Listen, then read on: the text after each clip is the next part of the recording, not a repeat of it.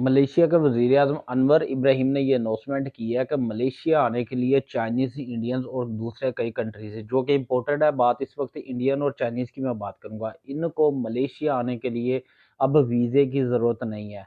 ये इनका visa on arrival है। विज़िट के तौर पे ये 30 डेज़ के लिए स्टे कर सकते हैं मलेशिया के अंदर विदाउट वीज़ा, यानी कि इनको एयरपोर्ट के ऊपर ही वीज़ा इश्यू कर दिया जाएगा। तो यहाँ पे एक और बात मैं क्लियर करता चलूँ, इन कंट्रीज़ के अंदर पाकिस्तान और बांग्लादेश शामिल नहीं है। नंबर 1, नंबर 2 ये है कि डॉक्यूमेंटेशन आपकी वही रिक्वायर्ड है जिस तरह आप अगर इंडिया वाले जाते हैं वीज़ा ऑन अराइवल के लिए थाईलैंड, थाईलैंड के लिए भी इनका वीज़ा ऑन अराइवल है, वीज़े की ज़रूरत नहीं है।